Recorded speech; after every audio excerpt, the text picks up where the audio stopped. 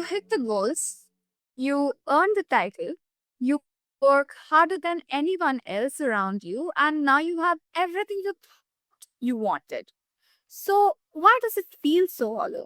Why does getting out of bed feel harder than it used to, even when your calendar says you are winning? Today, we are talking about what happens when success stops feeling like success and when achievement becomes a weight instead of a reward, and how to rebuild a life that actually feels meaningful again. Welcome to Healthy Mind, Healthy Life. I'm Shrimada and I'm glad you all are here. This show is about real conversations on mental health, the kind that meet you where you are and help you move forward without the pressure to have it all figured out. Today's conversation is one I have been looking forward to because it touches so many high achievers feel, but they rarely say it out loud. Joining me today is Joel Klemmer. Joel, thank you so much for joining us tonight. Thank you so much for having me. And Joel, to begin with, I would start with something like, when uh, I think a lot of people misunderstand because when they say they are burnt out, the first response is usually to take a vacation or be to rest a little more. But that is not always the best way to solve it, right? So, what do you think is a notion we have about this? No, I mean, I think it's very important to have a sustainability, and meaning you need to absolutely have a space, whether that's meditation, prayer, quiet space. If that is a vacation, if that is doing a hobby or doing outside, you need to have that space to sustain, right? You can't just keep going and going and going. Although it's very easy to, especially if you're ambitious and if you love what you're doing and you have that vision and you're moving towards that area. I know there's a draw to it, but the reality is you could only do that so much for so long. And so you have to get into a place where you can sustain that level. Now, the nice thing about it is it's kind of like working out where maybe, the first time you go to the gym and it, it'll take you a week to recover.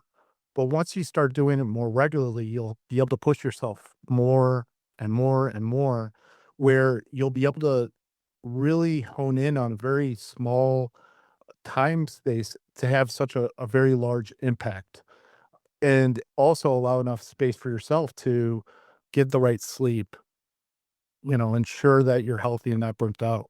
But it's so important.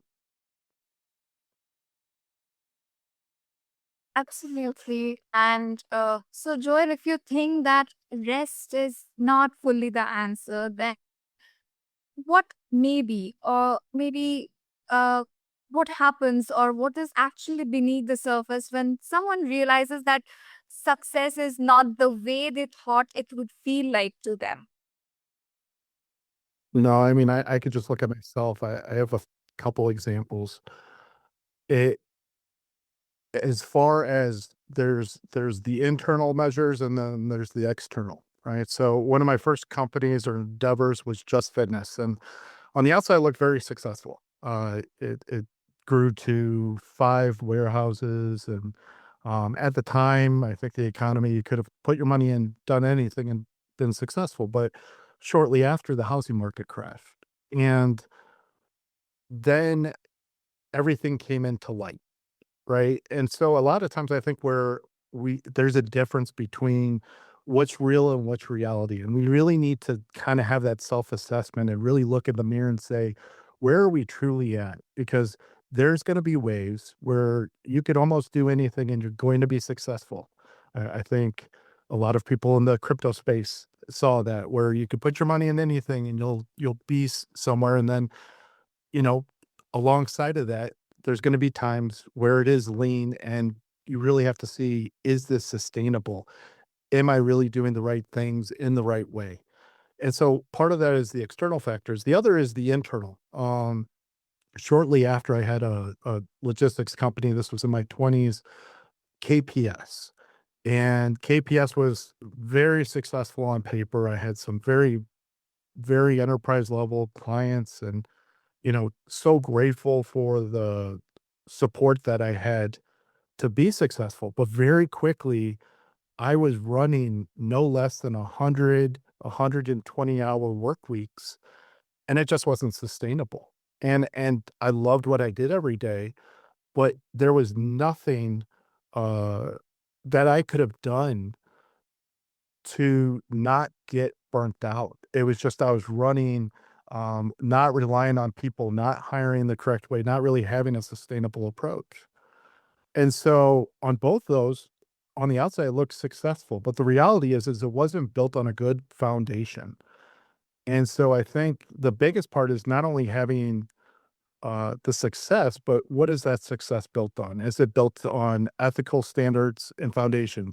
Is it sustainable both in the highs and the lows? Is there controls involved where you can have a normal work week, but also ensure that you're spending time with your family or hobbies or what else is important in your life? And so I think at the end of it, it's success should just be more defined than just the outcome, but also the internal frameworks that come with it. Absolutely. And you mentioned your own personal experience, and you mentioned a very important thing that it should also come from your internal feelings as well. So, and Joel, you have also worked with a lot of people. And so, what do you think are some of the patterns you see which leads to this notion where success starts uh, to be defined by those external parameters? Or why do you think success starts feeling empty for some people or even suffocating at times? Well, so a lot of times people aren't driven on things above themselves.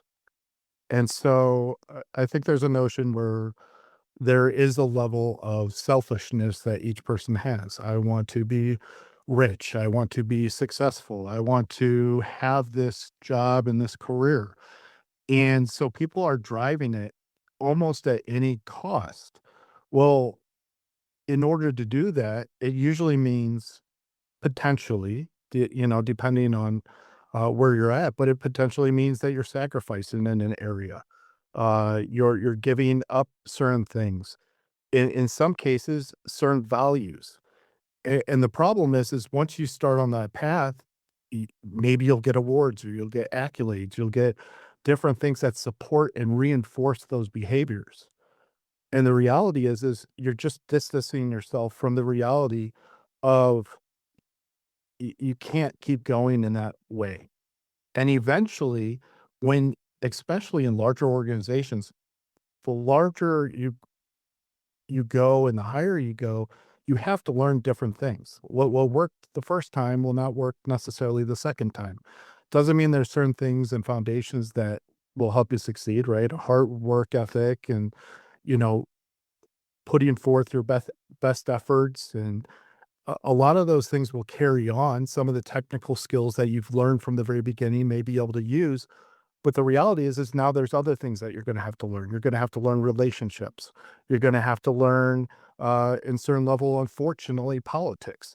And, there's all sorts of different things that you have to kinda go outside yourself. And unless you have a true focus on who you are, where you wanna go, uh, it's gonna be difficult. And then the selfish drive, once you achieve it, then what? I I've since the very beginning, I told myself in high school, I'm going to be this big executive, and I'm gonna be on the lakefront of Chicago because that's where I grew up, and I'm gonna be, in a high rise looking out on the water. 26 years old, I achieved that, and I'm looking and saying, "Now what?" And so once you achieve it, now what? And what did you sacrifice? Did you sacrifice your marriage? Did you sacrifice your kids? Did you sacrifice so now you're all alone in this area and you don't know what to do, and you're so high, there's nobody that can mentor you in a certain area. And so for those who can find a bigger purpose outside themselves, and it could be their family, it could be their team, it could be a greater service. Those people, when they reach it, will always have a desire to do more and be more successful because it's not about them. It's about those that they're serving and those who they're going. And also, since it's not about them, you could yourself make sure that you're driving yourself sustainable as well, because you have to be healthy to help other people. Absolutely. And you mentioned something so important, that what does success come at the cost of? Is it really success when it costs our relationships, our families, as you mentioned? And it's so important to look at it that way. So, Joel, when we look at someone who is going through this in their everyday life, maybe they're not having a dramatic breakdown, but maybe it's in those little signs that they are having a not so good relationship with their families, in uh, having a good relationship with their work and defining success on just those terms. So, what would you say to someone like that, or how do you think can a person be grounded in such situations? Yeah, I think, and you look at a lot of personal, there's always certain key characteristics and principles that come up. I think one of the big one is communication. And so, I am beyond grateful uh, for my wife, my partner. She's a professional as well, and we have a communication where we understand each boundary. She's there to support me. I'm there to support her, and sometimes she's there to just listen to me. Unfortunately, some days are better than others, but she's there. She has my back. She has my corner. She knows that I'm working, for her and the family, but she also understands the bigger picture. And so a lot of the decision I made, where the position that I'm at now, which in all honesty, it was, uh, kind of a extraordinary case to go from being a senior executive for the Department of Defense to going to a school district. But here's a school district that has 97% poverty. Here's a school district where the actual school district is providing food, shelter, not just the education piece, transportation. We're providing clothes. Sometimes we're even providing washers and dryers so that they can have hygiene. And so it's as a family, we have this vision to create the biggest impact that we can while we're here. And although this is probably not the last place I'll be, it's what can we as a family really give to the community that's sustainable, that allows it to be better than when we leave. And, hopefully we'll get into a place where it's back to a larger global footprint, maybe a little bit more comfortable in enterprise. But while we're here, all of us are on that vision and that mission. And so it makes it a little easier because when I have to work a little extra, or when I have to go meet with some of the local uh, community, local leaders, she's fully supportive. She understands and she has my back. At the same time, she knows I'm going to be right there to ensure that we have our time together as well. This is really something to keep in mind. As you mentioned, communication is the key. And, Joel, there are so many quotes, there are so many uh, versions of success, definitions of success floating around on social media, on different platforms, on internet. So, how do you think one navigates himself through all these and actually figures out which version of success they want, or what is actually meant for them? Sure. I mean, I'll just go back to the dictionary, right? Success is the favorable outcome of an endeavor or the accomplishment of a desired goal. That is the definition of success. So if you reach your goal, congratulations, you're successful. whatever that goal may be, however high or however low. Now, I like to say, don't even think about success. Think about the journey to get the success. And so, what are we doing to get to that successful state? And how are you doing it? And so, I would challenge try to be as ethical and transparent as possible. Try to do anything you can to make yourself better and realize we're not perfect at all. And that's okay. We all make mistakes. I, for each one of my successes, I could tell you two or three mistakes that went along with it. But are you making the same mistake time after time, or are you learning from it?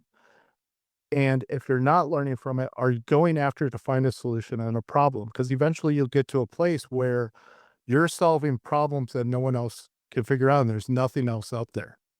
But you're relying on other people and other experts, and it's a team effort to get there. And so, what's the definition of a success? That's perfectly fine. How you get there, I think, is more important. And then who are you bringing along for that success? So, is your goal big enough where others can join in with you and help you in that journey? Really like this perspective. It's such a good way to look at it. And, I think this might be something we should keep in mind because it's not about the superficial definition of success we are all chasing. It must be the journey. It has to do a lot with the journey. Thank you, Joel, for reminding that. And Joel, um, what happens when, and this is a big part of being a successful person, I would say, as quoted, so setbacks, something that we are not all very good at dealing with. So it takes a lot to reach that superficial definition of success, even the superficial one, I would say. So how do you suggest one deals with these setbacks or handle these failures, because they definitely come in whenever we are thinking of a successful life. So, what are your suggestions or thoughts on this? I'll take it from my personal experience. And so, uh, not too long ago, I was one of the senior officers. I had a unlimited warrant for the United States Army. And so I was the division chief over the U.S. Army Testing Evaluation Command. And we were making gigantic strides and gigantic impacts. And I think just looking at the news, you can see a lot of that. Well, I also had another endeavor at the time. It was Etherex. It was a blockchain company. And essentially overnight, it went from almost a zero valuation to over $100 billion. Be with a billion.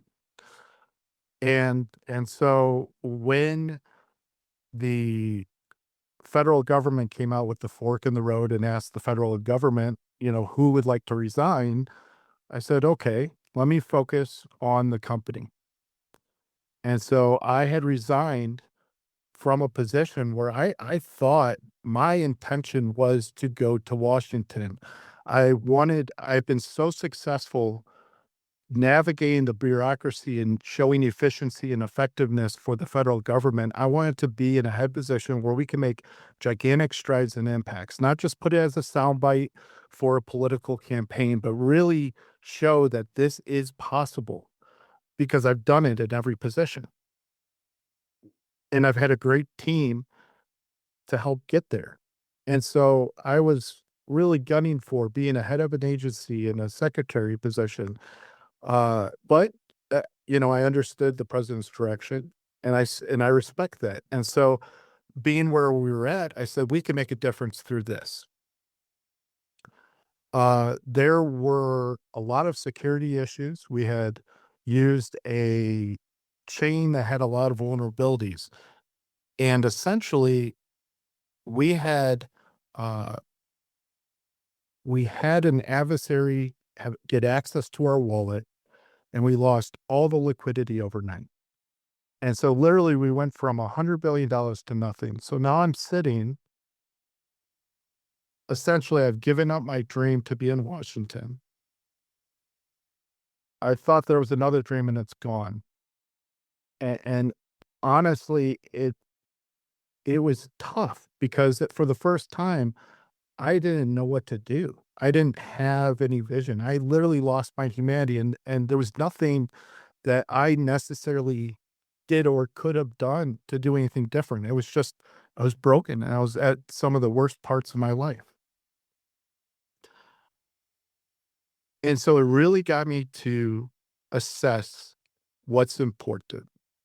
And although I did go through some really, I think, tough weeks and tough month with a lot of external things as well,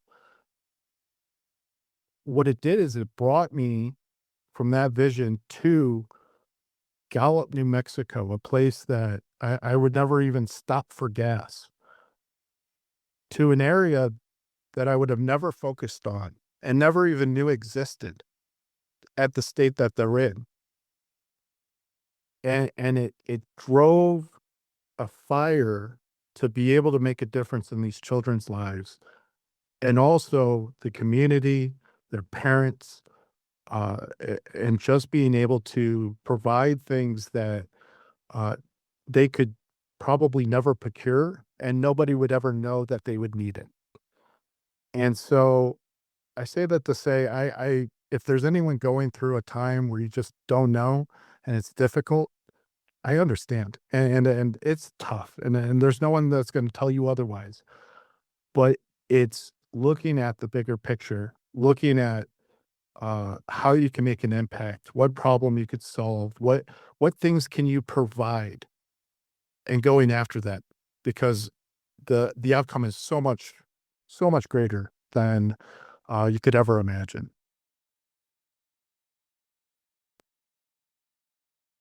This is such an inspiring, I won't say story, but narration and the way you said it all, because it was a lived experience for you.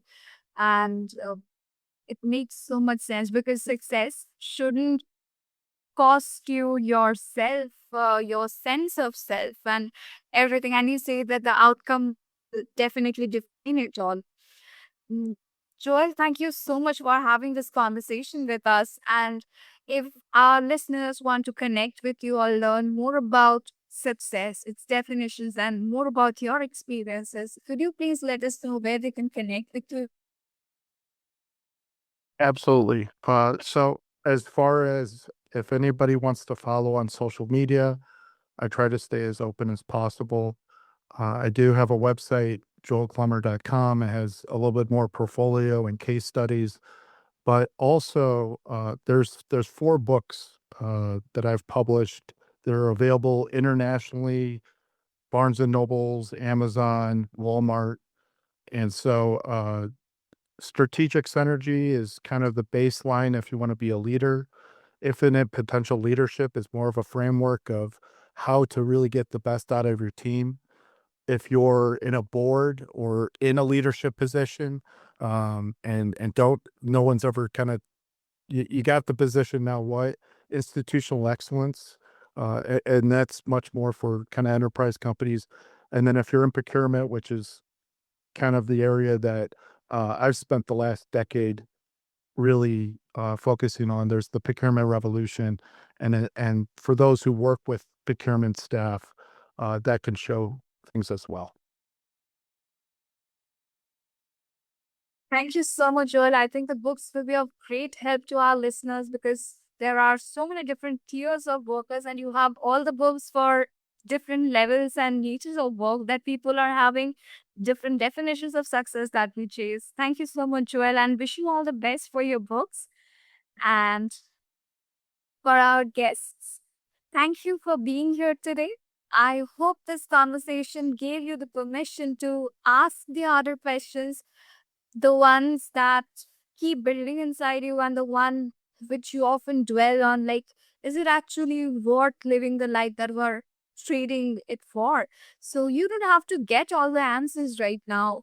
You don't have to be willing to listen to the part you that knows something needs to shift. You just need to keep in mind, you're concise in what you are trading your success for. Take care of that mind. It is the only one you have got. Thank you for being here and meet you next time.